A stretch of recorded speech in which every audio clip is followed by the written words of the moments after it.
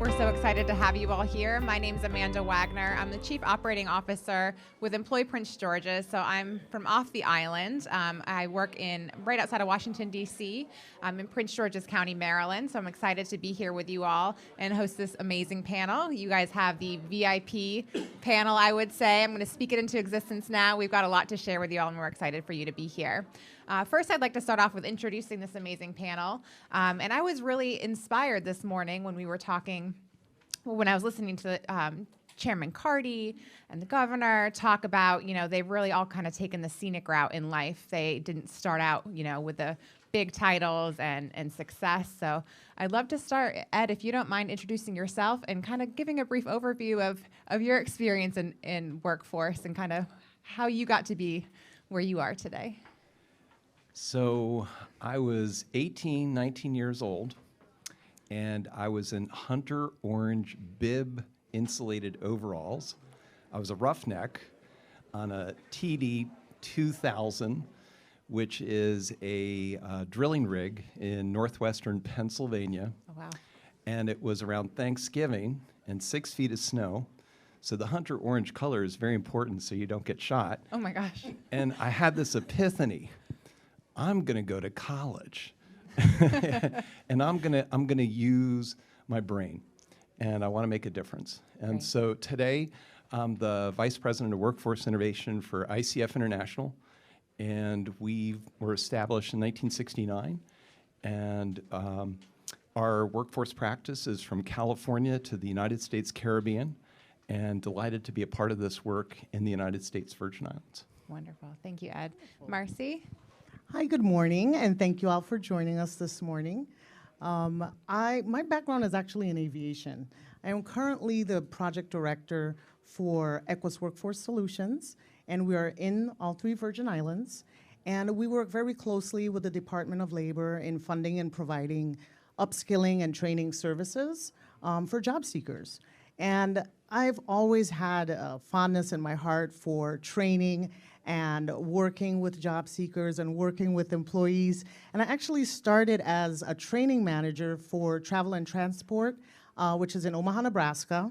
I did my time there for 8 years. I didn't wear an orange jumpsuit, but it felt very different from being in the Virgin Islands. So, I wanted to travel back home. And that's why I became a travel agent. And then I ended up in training, and I moved back home to St. Croix, and I worked with Seabourn Airlines, also doing training for them, and then just ended up managing all their stations and bases and opening international sites. And I took the jump into workforce just a few months ago. Seabourn has changed dramatically, and I wanted to come back to just serving Virgin Islanders on an individualized basis. And I can do that at Equus. So I'm the project director, and I'm here to help anyone through their career path and guide them. And my staff is very committed to the VI as well. So happy to be here to share something with you. Thank you, Marcy. AG? Yeah, good morning. Is it afternoon? Oh, good morning. We're not afternoon yet. My name is AG. My name is Adrian Glenn, but everybody calls me AG. Please don't call me Adrian Glenn, just call me AG. I've had a very unique journey in life, to say the least. My first job, though, actually, I think I was like 7 or 8, and my dad somehow had talked the maintenance men in our housing complex to let us pick up the trash. And that's how it all started, right, for me. And after that, it was just like, how do I make money? And I went about making money in various different ways. But as far as workforce development, I got introduced to this world in 2018 through my friend Mike Fazio at Workforce 180. I'm an advocate for those who don't have a lot. I grew up in a neighborhood that was economically depressed, where most of my neighbors were maintenance men, trash men, or, getting by. And I didn't want that for my life, but it gives me a unique perspective to be able to come in and help those coming from where I'm coming from. I particularly care about youth and those who have been impacted by the criminal justice system and making sure they have a fair shake out here. I'll share plenty more later on, but I'm going to be quiet right now. Yeah, AG, that's it. Thank you, AG. And just a little background about me as well. I started in workforce development about 12 years ago, but before that, I know there's a lot of students that are watching. So I just want to encourage you all, if you don't know what you want to do, just put one foot in front of the other and get started. So I changed my major in college, I think 5 times, always in a helping field, always I started in education, criminal justice, communications. I went to law school for a year and dropped out. And I just really couldn't find my passion and my purpose until I saw a job advertisement to help youth find jobs. And that's where my journey started in workforce development as a youth career coach 12 years ago. So certainly really encourage you all to really explore the opportunities that we're going to be talking about today and see if that feels good. And if it doesn't feel good, you're welcome to move on and find the right fit. So Ed, I want to start with you. If you don't mind kind of setting the stage for us. A lot has happened in the Virgin Islands over the past several years, 2 hurricanes. We've had, of course, COVID. So I just want to kind of set the stage with the framework of where the labor market is now, if you could kick us off. Sure, absolutely. And just to kind of amplify a little bit about ICF, just to add some context. So our founder was a gentleman by the name of Lucky Lester, and he was lucky because he was a Tuskegee airman who flew 90 flights over the European theater in World War II and lived through it. And after the riots of 1969, he was like, I want to be part of the solution. And he created this company, ICF. So this was after the riots in Washington, D.C. And so our original vision and purpose was neighborhood and community development. And so here it is today that we're very involved with workforce innovation, disaster recovery, and we call it inclusive economic transformation. So the storms of 2017, ICF actually got involved working in collaboration with the government of the Virgin Islands, and we won a $5 million Trade and Economic Transition National Dislocated Worker Grant, which was awarded directly to ICF. And earlier today, we heard from Brandy Bones. Now, this is a success story. So Brandy is now the Director of Human Resources for the Ritz-Carlton. Brandy was the very first on-the-job training individual for our project called Restoring Futures. That's where Adrian and I got to work together. So Brandy is one of 339 individuals that ICF and Adrian and Workforce Innovation, but the Virgin Islands Department of Labor, the Virgin Islands Economic Development Authority, the Virgin Islands Workforce Development Board, we came together, and the primary industries were hotel, hospitality, travel, tourism, utilities, construction. These are still the big drivers. We're working in collaboration, again, with the government of the Virgin Islands for a project called Skills for Today. At June of 2023, and my colleague Katie Zaytu is the project manager. She's here in the audience. It's again in collaboration with the Virgin Islands Department of Labor, the Virgin Islands Housing Finance. We're going to train 640 individuals and more. And our primary industries are construction, public service, hotels, hospitality, travel, tourism, maritime industries. We're also executing a COVID-19 project here in the United States Virgin Islands, and we're working principally with the government of the Virgin Islands, and that, I think, so far is about 57 individuals, and we're creating registered apprenticeship system here in the United States Virgin Islands. One thing I'd like to just take a pause is that our work in the Virgin Islands, we are a national laboratory for workforce innovation and disaster recovery and economic transformation. What we learn in the United States Virgin Islands has been transferred all across the United States. The Virgin Islands is a leader in workforce development, and we're proud to work with our colleagues with Equus and our colleagues in the United States, Prince George's. But seriously, having gone through 2 Category 5 hurricanes and a worldwide pandemic and come out stronger is extraordinary, and we're honored and privileged to be a part of that. Thanks, Ed. That's definitely very inspiring to get us started. And I want to continue on with that positive momentum, talking about not only careers, but what you need to do as an individual to be successful as you're transitioning. So AG, I would love for you to talk for a minute. Last week when I met you, we talked a little bit about, it's not just about getting that job, right? Getting that first interview, going through the process. You've got to really take a step back and set yourself up for success. So can you talk a little bit about mindset and getting ready for success? Of course. So I didn't say who I am, what I do, right? I think it's more important who I am. But so in my capacity as CEO and Executive Director of Align Community, we're a 501c3 nonprofit that operates throughout the United States Virgin Islands, in St. Croix and St. Thomas. If you don't know us, well, now you do. We operate a program called Reset, which is particularly focused at those who were impacted by the criminal justice system. People who have been through a experience of that nature, it's more than a job that they need, right? There's some just basic interpersonal skills they need to work on. For instance, we all deal with conflict, right? Raise your hand if you don't deal with conflict, because I need to know your secret, right? But when we really look at conflict, conflict is not an external thing. It's an internal thing. Most of the acts they've committed that got them incarcerated in the first place are because of something internal that's going on inside of them. So we help them to find a map towards that, right? So in the future, they don't make those mistakes. But it's beneficial for those who may not have been impacted by the criminal justice system. Because like I said, none of you guys can raise your hands and say you haven't dealt with a conflict before. But how you deal with the conflict dictates the outcome, right? So we teach you better ways to do that. We also help you find, a support system. You gotta have people around you that care about you. If you don't have the proper support system, you can make $1 million a year, and you're gonna be lonely, and you're gonna be depressed, and it doesn't matter, right? It can't all be about how much money is in my pocket. That can't be what your life is. That can't be the sum of you as a person. I guess that's why I didn't tell them what I do, right? It doesn't matter what I do, because as a person, I'm happy and I'm joyful. So we have programs and services that empower you as a person, right? And the effect of that is that if you're an employer, when you hire that person, you know they're not defined by their job role, but that makes them want more in life. They want to, achieve their purpose. You're going to get somebody highly motivated to be great, not for you, but just in general. So it helps them out. So what do? We make the community better, right? We make the community believe in itself. We empower the community. So as an employer, you don't constantly have to have these meetings to juice up your troops. We take care of that for you, over here at Align Community.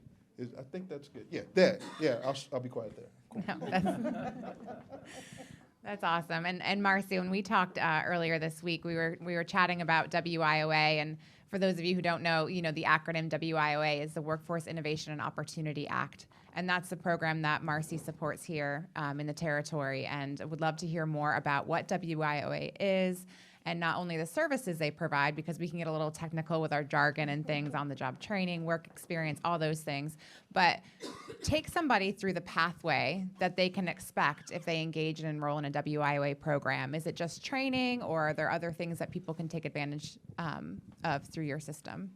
Well, we like to think of our system as a system that changes lives, okay? That is our goal from the beginning to the end of any engagement with any job seeker.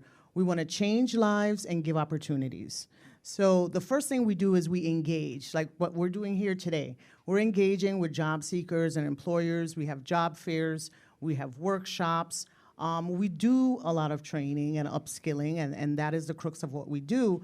But what we're really working on is that individual and making sure that that individual finds a career path that is suitable for them. So it's not a program that I like to say is vanilla, or we put everybody in a box. No, it's all about where you want to go and what you want to do. So once we've engaged you as a job seeker, whether it's online, you walk into the one-stop center, or you reach out to us by phone, or you meet us at a job fair, or an event like this, the first thing we'll do is we'll make an appointment with you, and we'll sit and assess what your needs and wants are. So we're having that conversation with you, and thank God that it's no longer like high-level COVID-19 times. We can actually sit side by side, shoulder to shoulder, and talk about what your future looks like.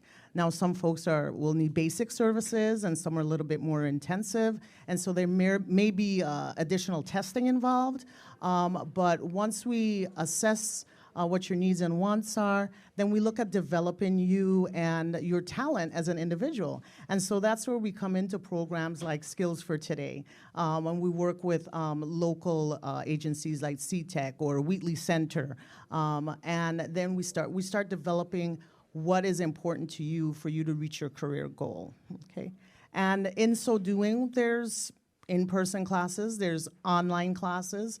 We have folks that are more interested in soft skills than technical skills. And so that's where our resume workshops come in, or our interviewing skills come in, or learning how to deal with conflict in the on the job, right? So we have so many offerings. UVI Cell, oh my goodness, we could talk about UVI Cell alone all day, but we do work with ICF as well, and our partners in the One Stop Center, which is Department of Labor, Department of Education, Human Services, they help to build the individual beyond what those training needs might be. I mean, we don't talk about it often, but you know, there are folks that need to eat, there are folks that need transportation, folks that need help keeping that roof over their head. And that's what all our partners do, so you can concentrate on that career path and make those things possible. And so that's a little bit about Equus. We're nationwide. We are in the USVI and Puerto Rico and about 36 states, actually. And so we have a lot of resources to ensure that we're providing the proper support for the folks that come through our door. And it's exciting because it's all about them. Yeah, I think a couple things that I want to pull from what you just said that I think is really remarkable. The first is that it really is an individualized approach to training. So everybody who comes to see you and your team comes in and says, I think I may be interested in one of the opportunities that Ed talked to us about at the beginning, right? I want to work in construction.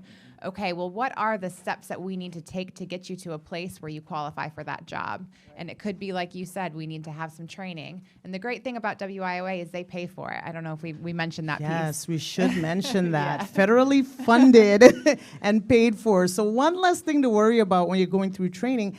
And when you're done with training, we will help with job placement as well. We work really hard with building employer relationships, and we have business service consultants who will get you with an employer. And there are folks that, you know, need to have a job while they're in training, right? The world doesn't stop, the bills don't stop coming in. We need to be in the money so that we can concentrate on training. Okay, we'll help you transition into something that may be aligned with your career path so that you are working while you're in training. And for those of you who have barriers with transportation and childcare services, we can help with funding for those as long as you're eligible and enrolled in a WIOA program. We will provide support services for you as well. Our job is to ensure that you succeed, changing lives, providing opportunities. That's what we do at Equus. I love that. And one other thing that you said and you mentioned and highlighted was your career consultants. And what I love about having career consultants assigned one-on-one to you individually is that mindset and working with somebody who's going to help hold you accountable to the mindset you had the day that you came in asking for help, right? So when you come in and say, okay, I want to be that construction worker, that feels good to me today, I want to be a construction worker. A month from now, you may be like, maybe I don't know. I don't know if I want to get up this Phlebotomy morning. sounding better Right. today.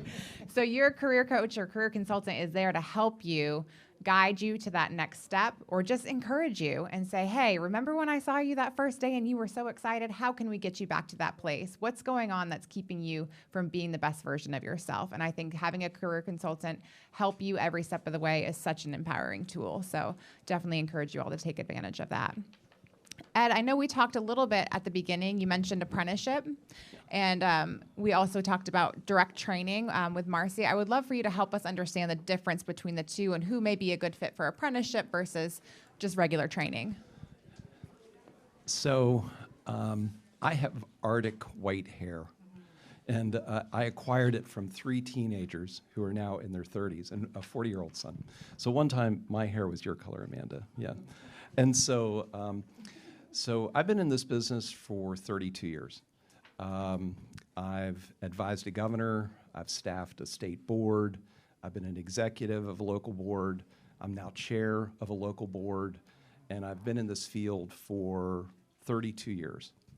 And there are principally 2 strategies. One is, as Marcy explained, train, place, retain. And that's a very solid first chance system. Over time, so we've evolved to, we do train, place, retain, and we also do place, train, retain. Now what does that mean? So we've moved to an employer-driven model, and then community-based, and then outcomes-focused. So right now, in the United States Virgin Islands, we've assisted, like today, over 800 individuals. We're working with at least 60 employers. And we offer a variety of employ, train, retain models. A registered apprenticeship is the gold standard. So it's on-the-job training, it's incumbent worker training. That means the employer and the employee decide to upgrade your skills. We heard about that earlier today with the governor's panel and with VIA and the Ritz-Carlton and the construction company, all emphasized incumbent worker training. And a registered apprenticeship is an employer identifies an individual and they say, we're going to make this relationship for 1, 2, 3, 4, 5 or more years. We're going to hire you, we're going to train you, we're going to provide you certifications and credentials, and you now have this brand new career path. It's classically in the construction trades, painting, carpentry, masonry, electricians, welding. Now it's in cybersecurity, it's in information technology, but these are like the emerging occupations for a registered apprenticeship. Is that helpful? It does, and I think one other thing to mention is the, how do you get paid piece of it. So who's paying somebody when you're on an apprenticeship? So this comes back to the employer-driven model.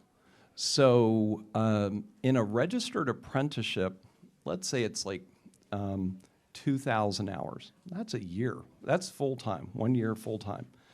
And then maybe about a month's worth of classroom training. Could be virtual, could be online. In the most traditional model, it's the employer is paying all of those expenses. And so an apprenticeship requires an employer, an apprentice, requires some documentation. We say it also requires like a caring adult, like a mentor. So our colleagues with the WIOA funding, WIOA funding, that can actually be used to reimburse the employer for a portion of their expenses. Skills for Today, that's money from the United States Department of Housing and Urban Development, which is an unusual workforce stream. That's CDBG DR funds. That can be used to reimburse a portion of the employer's expenses. One Workforce, H-1B funds. The federal funding is incredibly complex, and that's why you need like gifted professionals to the right of me that are able to help navigate through that. Thank you, Ed. I think one of the things when I think about apprenticeship, and when I was a career consultant, one of the things that my job seekers really appreciated was to know that there is what their pathway is going to be. So year one, I'm going to be, an employee of this employer, and I'm going to earn this. And there's a scalable wage that once I meet this milestone, I'm going to get a raise, right? So you have that incentive to keep on working, keep on gaining skills, because through time there's going to be that progression where you're going to continue to earn while you learn, which is again, like you said, Ed, the gold standard. Yeah, definitely. So all sounds great, right? Definitely excited about apprenticeship, occupational skills training, but we also want to make sure that all of these services are attainable for everyone. And AG, I know you work with barriered populations, people who have been in the criminal justice system, maybe recovering addicts, where workforce is a little bit more difficult to achieve. So interested to see how you work with these individuals to get them prepared and excited about work.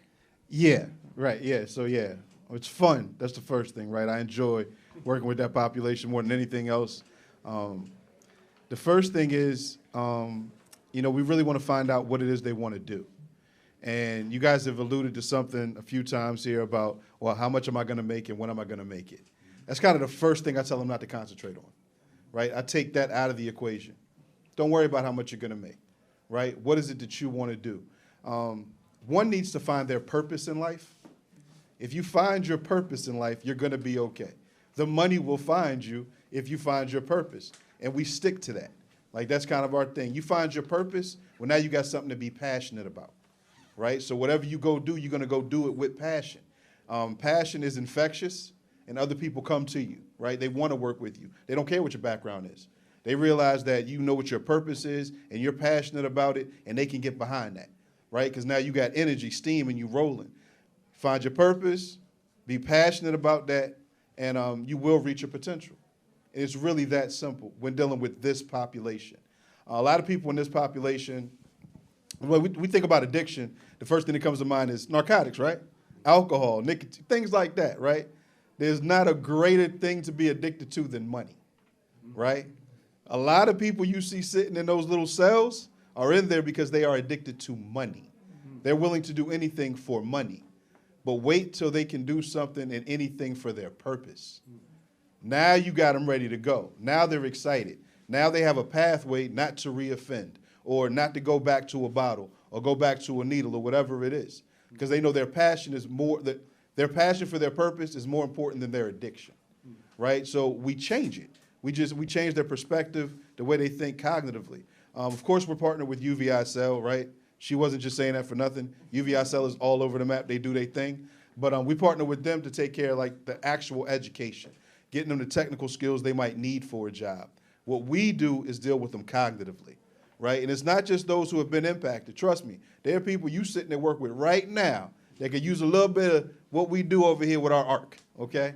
That's why our program is called Reset, because we all at some point in our life have to do a reset. We have to sit back and look at our life and say, hold on, this is not the direction I was trying to go in, or I thought this is what I wanted, right? Like a person's like, I want to work in construction. That's what he says out of his mouth. Well, why do you want to work in construction? I like tools. What do you like about tools? I like how they're designed. Oh, you ever try to design a tool? I have, actually. Keep having that conversation. Next thing you know, what they really want to do is they want to be the person that's making the tools. Why not become that person? Why limit yourself? So we teach people to think outside of the box of what the narrative is for them, especially with this population where they go into a job and somebody offers them a job at $13 an hour. Then they get on the job and realize everybody else is making $20 an hour. Why would they stick to that job? Because they sitting there talking to AG and the team, and we like, bruh, that's just a stepping stone. You go in there, learn everything you can. Mostly learn about the manufacture of the tools. So when you set up your tools and learn how to manufacture them, you can do that better. And we just keep their mind focused on that. Long term, little steps to get where you're going at. And without it, it don't work, but it works for everybody, right? I know a guy who had a bunch of great jobs and made a lot of money doing that. And he was doing something wrong and making a lot of money doing that. And that man is happier today, making probably a third of all of that money because he's following his purpose and his passion. And I know that to be true because he's the guy talking to you on the microphone, right?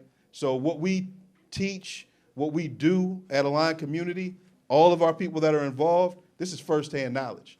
We didn't read no book, right? There's no manual for this. We're giving you lived experiences, and we're going to walk with you through it.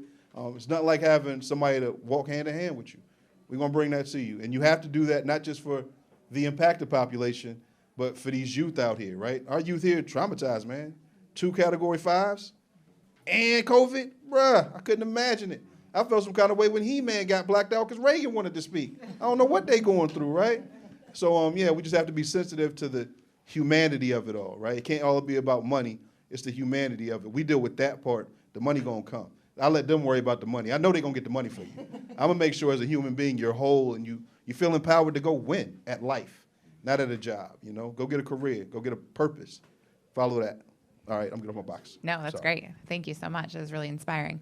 I think when we're talking about this barrier population, again, once you get to that point where you say, okay, I just got inspired by AG, I got my training, now I'm ready to go get that job.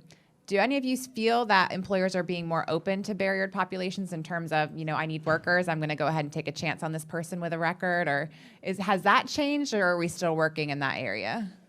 Y'all want to speak first? Go. You good? I feel like we're still doing work in that area. Okay. I'm sure that AG has a lot to say about that. That's why he's here. We're here to be because- real, right? Right. These people came to see it. Yeah. There's We're a lot interested. of stigmatism, involved with that population, and there's a lot of hesitation still. I've worked hard as a business to build my business, and then someone's going to come in here, and I don't know if I really trust them. I don't know if they're really here for the right reasons. Are they problematic? Are they going to start, problems on the job and conflict? And so that's where the employer relationship becomes extremely important.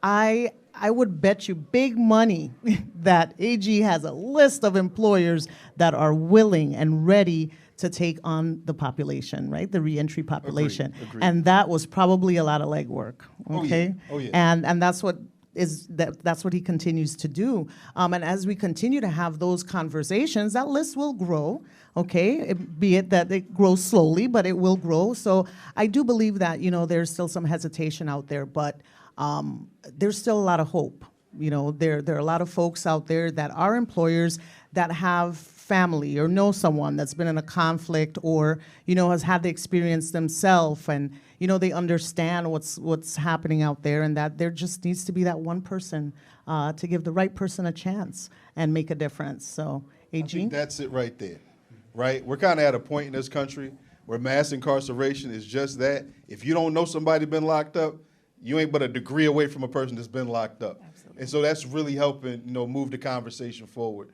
The biggest issue with employers is them not understanding how the criminal justice system works. All right, everybody raise your hand if you've never made a mistake. Come on, there's got to be someone in here. I know it. Raise your hand if you've never, right. These people that have been impacted by the criminal justice system just made one mistake that they have to live for the rest of their life. That mistake defines them for the rest of their life. And that just ain't right. That's not justice. They do their time, they come home, they deserve an opportunity, flat out.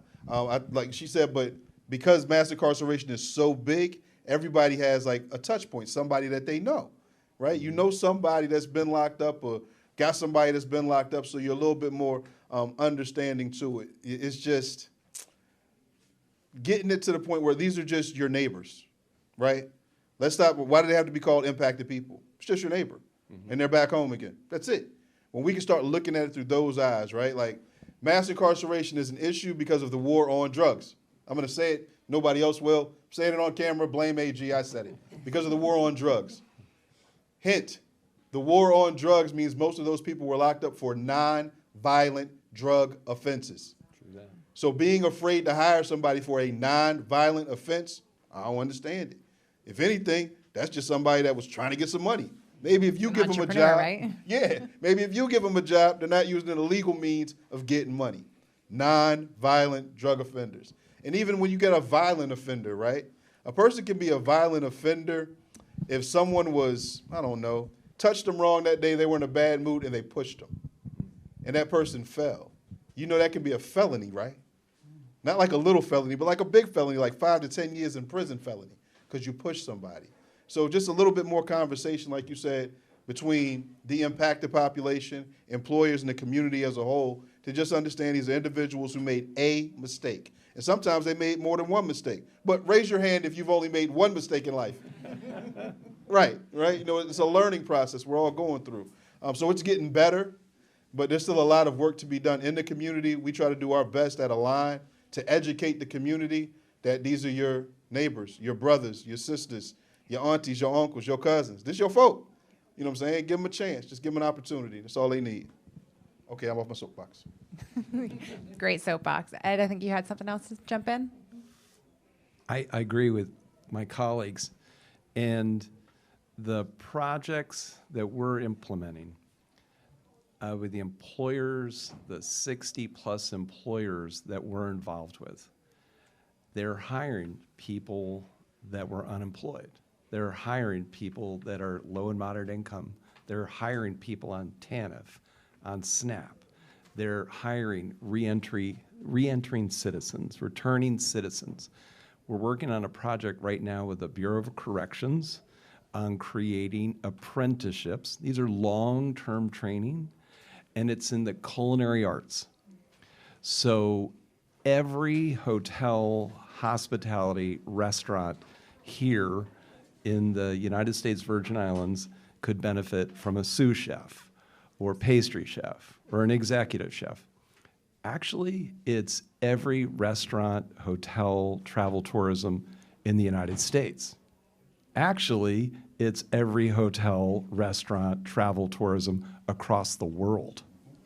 So if we get it right here with returning citizens becoming a pastry chef or an expediter, or maybe they start on the front of the house and they work their way up and they own the restaurant. That's economic empowerment. That's self-sustaining. That's multi-generational wealth. So we can break the cycle. And through part of it is the employers, we're an employer. All of us are employers. And the demand for talent, we actually have to put aside our biases. And we need to hire for grit and tenacity and perseverance and a voracious appetite for learning. Notice I didn't say anything about educational attainment. I didn't talk about previous occupational training. I was like, we need to look into the person and make an investment. I love say that. one more thing? Yeah, please do. I gotta plug it in for any employer out there that is hesitant about this particular population we're talking about. Understand this is the most loyal population you are ever gonna hire. This person has went to 6 and 7 employers and had a door closed in their face. If you give them an opportunity, that other employer can come back and offer them more money. Their level of loyalty to you for giving them an opportunity is gonna stick. You got an employee for life, just treat them right. I'm telling you, just treat them right.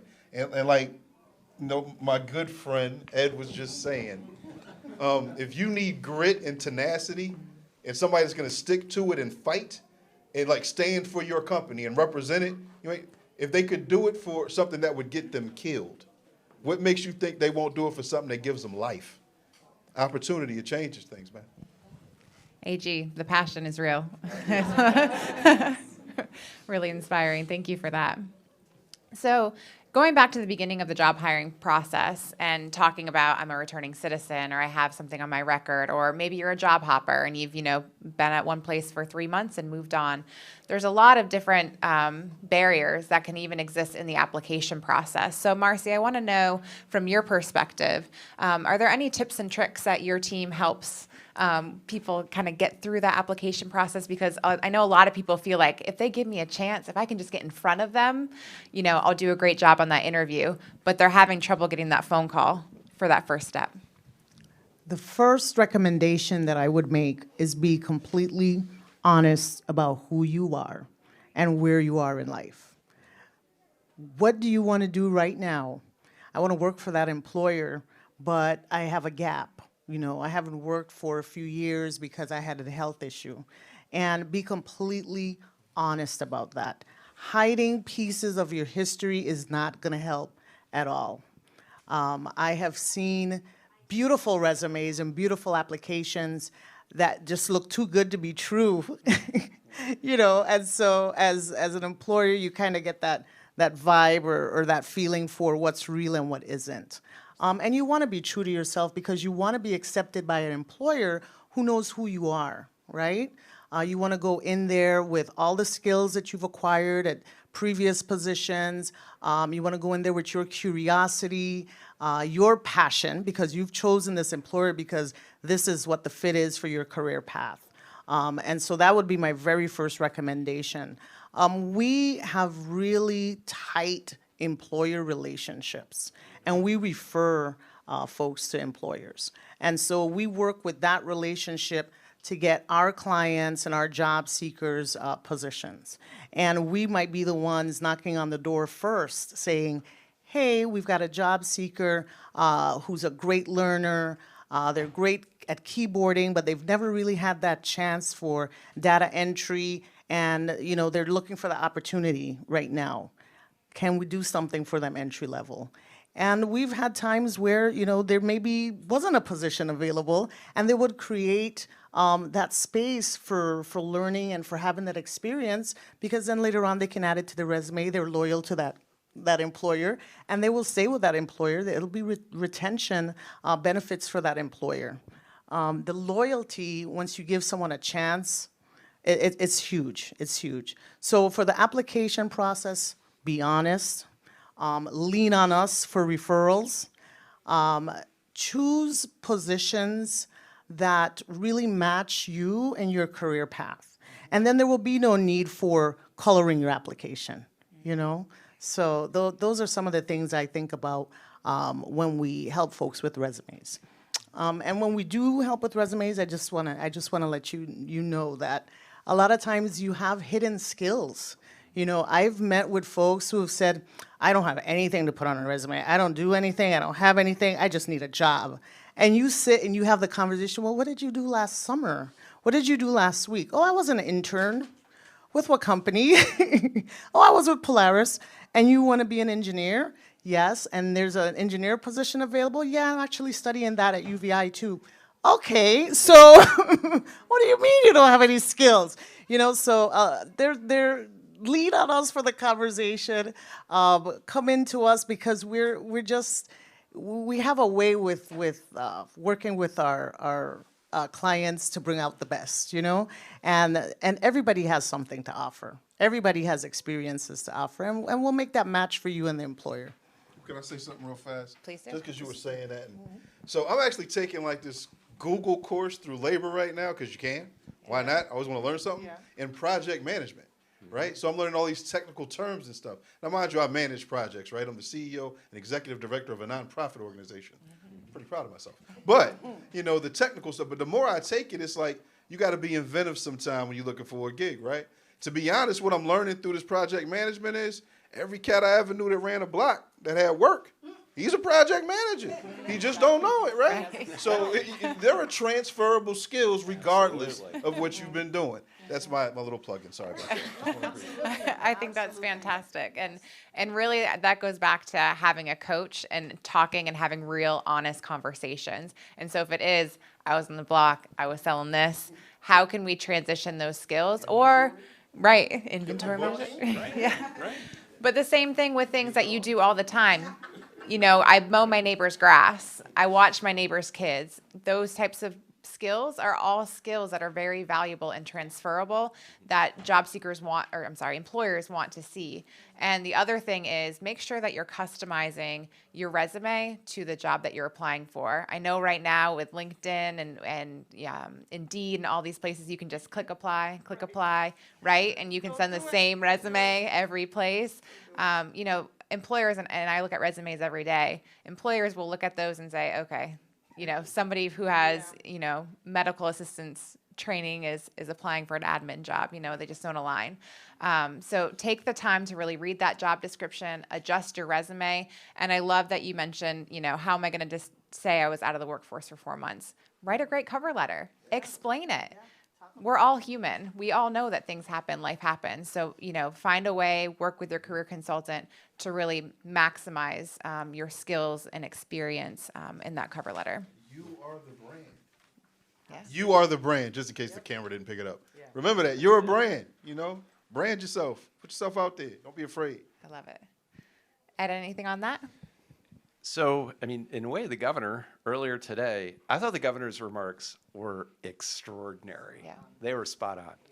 And so I loved how he said that opportunity was, or he said luck. Luck was kind of purposeful preparations and opportunity. Yeah. And so we're talking about current opportunities.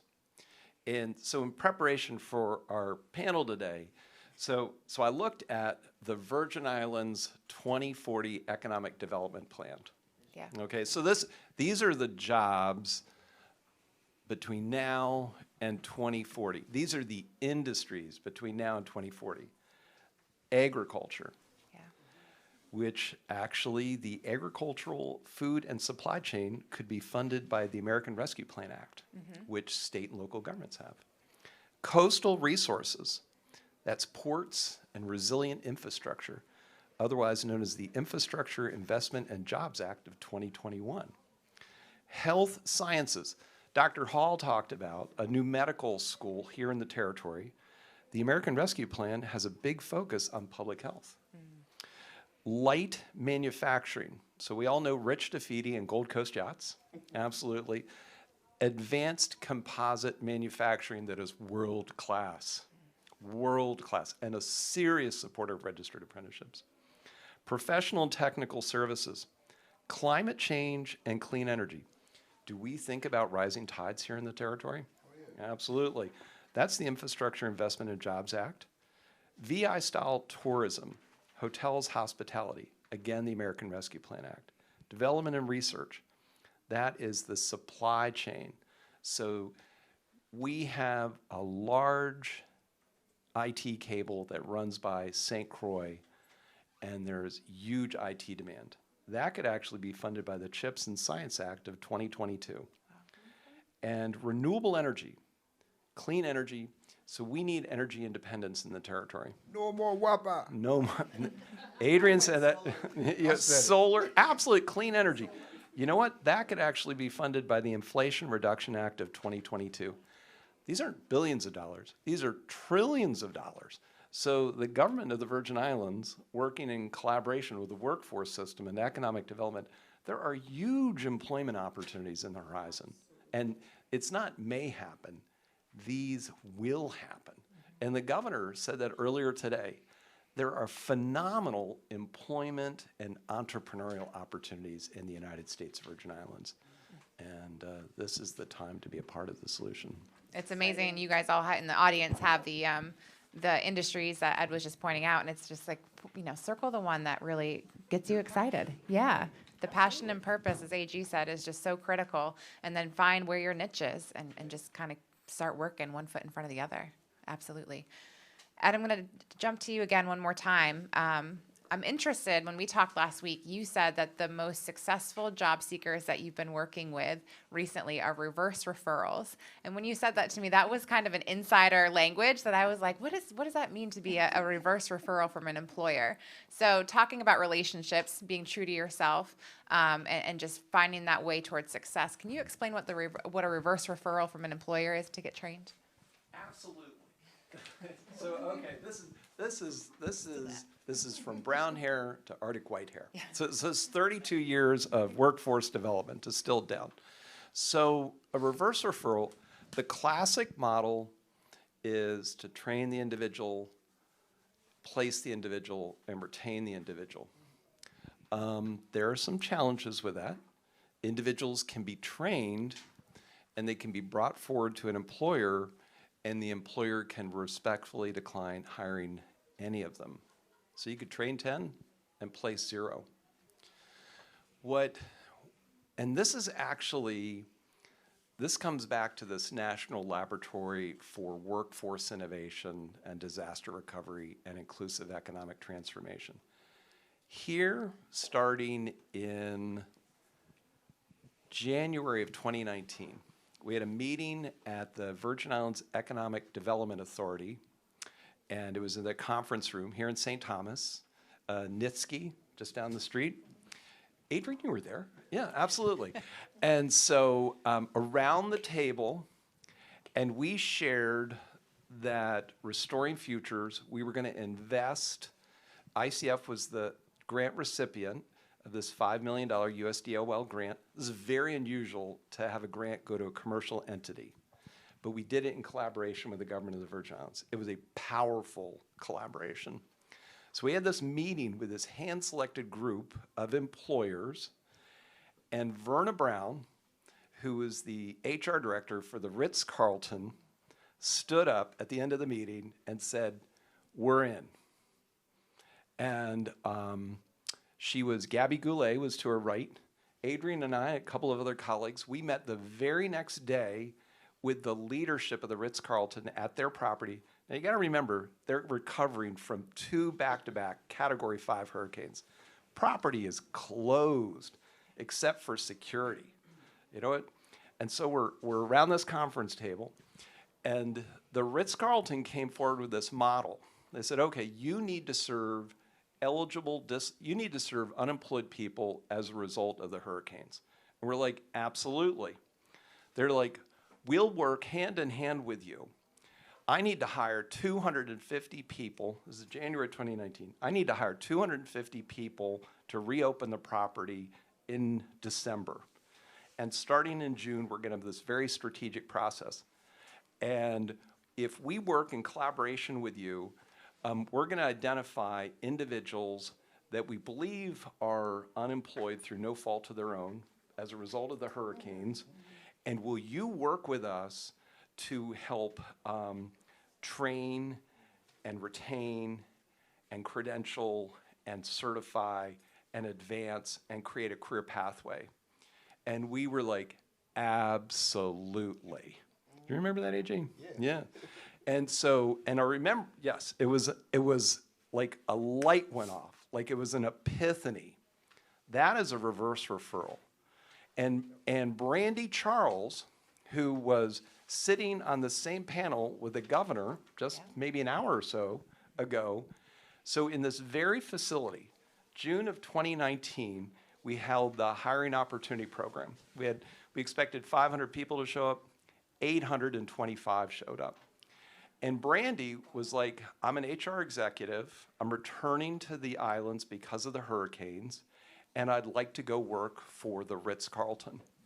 And the Ritz-Carlton made her, they were like, let's do a reverse referral.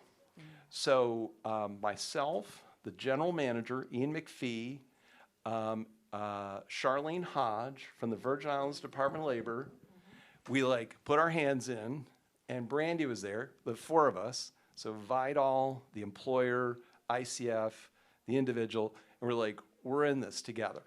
That was our very first reverse referral. And that created like a powerful model for us going forward.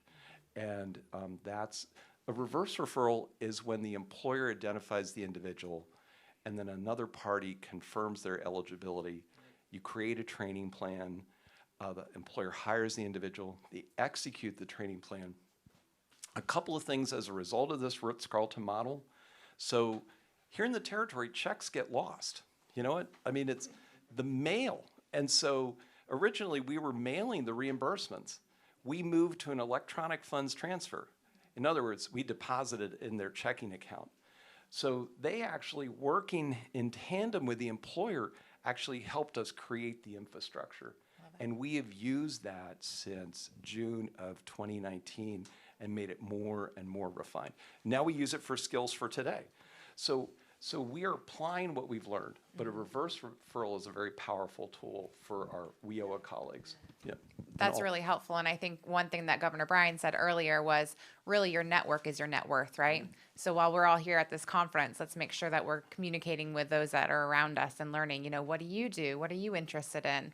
And taking advantage of the people that are around you to help you escalate to that next level. I think we're getting wrapped up here. I have one last question for you all, and can be anecdotal, especially AG here. I'm sure you will be. But essentially, just to close this out, if you had, you know, your best friend came up to you today and said, "Hey, man, I need a job. I don't know how. I don't even know how to start. What do I do?" What would you say? My best friend walked up on me. I'm gonna be like, "You just went to school for architecture. Do architecture, right?" No, but I'm gonna sit down and have that conversation. You know, what drives you? Let's start with that. What drives you as a human being, right? Because whatever drives you as a human being, there's a way to plug it into this world of employment, and we're gonna take it from there. But the first thing I tell everybody is, don't stop learning. Right? I didn't tell you guys I'm taking this class for the heck of it. When I'm done with that class, I'm gonna find something else to take. Right? The internet is there. It's free. Who cares about the certificate? You have the knowledge in your head. Learn, learn, learn, learn, because the door gonna open. You need to be ready for it. That's it. Learn, and yeah, what drives you? Learn and what drives you. That's what I'm gonna say. Here we go. Sounds great. A+. Marcy, what do you think? You think you know your best friend, like, doesn't she already have a job? What's Nope, going on? she gave up. She lost that passion. She lost didn't have that her passion. purpose. Yeah. So she doesn't want a job anymore. Now she wants a career. Beautiful. Take a risk on yourself. Ooh, I love that. Okay? That beyond knowing what you're passionate about, then you've got to take that step out there. Talk about what you want to do. Bring it into the universe by talking about it. Talk about it, other people hear it, and then you have to stick to your plan. You're like, oh, but I told her yesterday that I was going to investigate how much it costs to get the business license, so now I have to do it because when she sees me, she's going to ask me. And not only by talking about it, are you bringing it into creation, you're also networking because you don't know who's hearing You don't know who's standing beside you who can actually help you get where you want to go. I mean, it is so amazing coming to summits like this, Business After Hours that the Chamber of Commerce has, job fairs, because you meet so many people in so many different places. I was just speaking to someone earlier today who happens to be one of my staff members, and she's like, yeah, I have a degree in biology. And I was like, okay. I mean, I love having you, on the staff, but maybe we could do something a little bit more with your degree. And who have you spoken to? Oh, I haven't really told anybody anything yet. And I was like, okay, you told me. So now we're going to create a plan. We're going to have an outline. We're going to talk about what your next goals are and what you are passionate about with biology. And she was like, okay, we're going to sit down and do that. But that's what you do. You take a risk on yourself. You're going to make mistakes. There's going to be some epic fails. You're going to learn from them, and you're going to keep it moving. Okay? Absolutely. Inspiring. All right. Thank you. Ed? So I've been thinking about, since you asked that question. Yeah. So two pieces of advice. So one is actively listen. Talk to other people. Ask them about their career paths. Like, how did you become the aide to the Congresswoman? I'd be very interested in knowing that. I'd be really interested in knowing your career path to Skills for Today. I'd be interested in knowing your career path. So part of it is to engage, actively listen, and I guess the third is like fail fast. I love that, yeah. Like, as AG pointed out, all of us have failed. Part of it is being tenacious and persistent and brushing yourself off and getting back in the game. Absolutely. So, like, actively listen, engage, fail fast. I'm glad I asked that last question. That was inspiring. Well, to our panelists, thank you so much. I appreciate everybody for sticking with us for this hour, and good luck with your job search. Thank you. Thank you. Thank you. I'm an employer, and I'd like to Yes, ma'am. ask a few questions about. Oh, Yeah. I'm an employer, and we're going to be opening a location here in January, and I have about 19 positions to fill in retail. So I would love to connect with you all. Absolutely. And I also heard that you said that you were in other states. Absolutely. Who has an office in Nashville and who can get me 40 people tomorrow? Oh, wow. Your phone call can't fix. I really, and Nashville is, and for you, one of the things our company looked at was the ban the box laws in many of the states and said, this is ridiculous that we have so many different applications. We have banned the box on all applications. We meet with people, hear what they have to say. We do ask them to tell us what they're, fill out the form after we've met with them and we've made the decision to make an offer.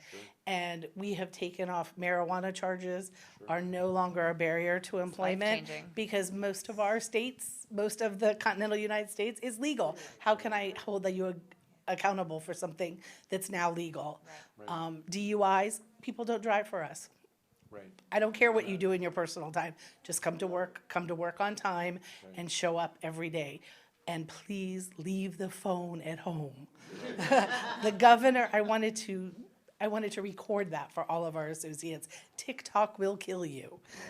So thank you so much. I was just going to say, Praise the Lord, we next need year's more youth. Workforce Summit, we'll have to Where get your else are you? contact information. You need to be up here. Thank you for that.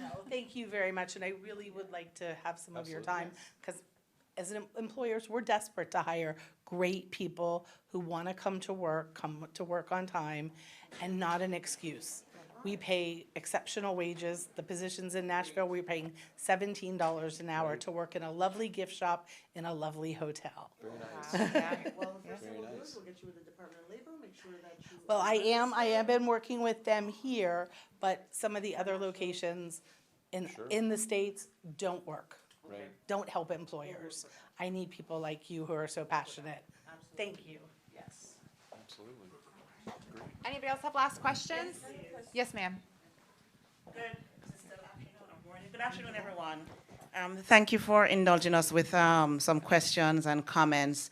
I just wanted to ask, I wanted to rewind just a bit because you all have spoken about the different organizations that you have, and working with the job seekers and, offering training programs and things of that nature, development and things of that nature. I just want to rewind a little bit and go back to helping the employers understand and comprehend what is causing the labor shortage in the USVI. What are you hearing from these job seekers? What are they saying? What are they expressing as some of the challenges that they're having? And then I have one more after that and I'll be finished. So this is actually a really important question. So there are only 5 ways to address workforce development. 1, import workers, okay? That's kind of difficult. 2, export your work. Our colleague that has 17 retail positions can't export her work, maybe virtually, online. But if it's in a hotel, you need presence. So that's kind of a challenge. So import, export. The third is kindly called recruiting, which is like taking from another employer, right? The fourth is actually retaining the people you have and upskilling them so they can be more productive, and which we would hope would also result in higher wages and benefits. The long-term solution is working with youth. That's our future. Those JAG students that were in the plenary earlier today, those 40 or so ladies and gentlemen that are our future workforce, like employers that are being purposeful and long-term are thinking about retaining their workers. They're thinking about growing their workforce. But here's the 6th employer solution, which is to complain and do nothing. You will not be in business very long if you complain and do nothing. So, and this is a challenge across the world, not just the St. John, St. Thomas, St. Croix, the U.S. Caribbean. This is a national challenge. The other part is the pandemic removed 500,000 people from the workforce. They sought to stay home, retire early, take care of an individual and their family. The labor market participation, that's the technical term, is actually lower. And we're back to the pandemic levels of employment, but we don't have really enough people to do the work. And this is not only in the territory, this is across the United States. Mm-hmm. So part of it is, like in the short term, and this is just me, Ed Trumbull, in the short term, I think we have to work with the workforce we have. And so when individuals, wrap it up. Well, you can turn it off. That's okay. Yeah, we're just doing Q&A. So that's why it's individuals in public housing. That's why it's individuals on public benefits. Yeah. That's why it's returning citizens. That's why it's those individuals that stepped out of the labor market. How do you have them come back into the labor market? And longer term, the solution is really like young men, young ladies and gentlemen, how you get them engaged purposefully. AG's a dad. This is what I would say. Most simply, but I'm going to try to put it in my most professional way. There must be an intentional investment in or underdeveloped talent. That's what has to happen, right? You have people here that do not have a job, and they're not going to go get a job because they feel as though they are not qualified for a job. As an employer, it is incumbent upon you to invest in everyone you bring into your organization, to build them up through the ranks, right? If there's no you're not, with this current market, it's very hard to go find somebody with the skills that you need. So as an employer, you have to be understanding that, hey, I'm going to have to build this person up in my organization. There must be intentional investment in your workforce. You have to build them up, right? If it pays off in the long run, right? It pays off, but yeah, in a nutshell, that's it. That's the only way it's going to get done, in my opinion. Go ahead, Ed. So, just so you realize we're in this together, the Baltimore-Washington corridor is probably the epicenter for our nation's cybersecurity and defense and intelligence. That's Fort Meade, National Security Agency, Defense Intelligence, Cyber Command. There are 40,000 people that work in that field in the Baltimore-Washington corridor, including Prince George's. Right. There are 23,000 open jobs right now in cybersecurity. And so that's a lot of jobs. The employers are like, you know what? I actually need a more diverse, inclusive, equitable, and accessible workforce. Right. Accessible, the technical term is neurodiversity. It's an individual that's on the autism scale, the spectrum. They make amazing cybersecurity warriors because of their focus, their attention to detail. Like everything else, time does not apply anymore. They have purpose and vision. But these are individuals that are traditionally outside the workforce. Yeah. So this is exactly what AG is sharing. Underemployed and unemployed and the individual outside. And we actually have, as employers, we actually need to adapt. We need to remove those barriers. We need to remove the box in our thinking. And we need to better align the skills of these individuals to the positions we have. All Can I right. say it in layman terms just real fast? Yeah. Normal ain't coming back. Yeah. Traditional is over. You know, you got to be inventive with it. And You you got to gotta be pay. creative. You You got to pay There you people. go. You got There you go. that's the investment. Yeah? Right, right. You know what I'm saying? But you got to pay people. That's Yeah. that's what keeps them around. But we need daycares that are open longer so moms can come back. Agreed. Sure. We need transportation. We definitely need housing. We need transportation that runs on the, The most infrastructure. popular routes at the most popular times, so that people can get to work. We agree with you. Absolutely. This isn't the place for me to. Yeah, we agree with you. Yeah. All right, I'm getting the signal that we have to officially cut off. Lunch is next, so thank everybody for being here.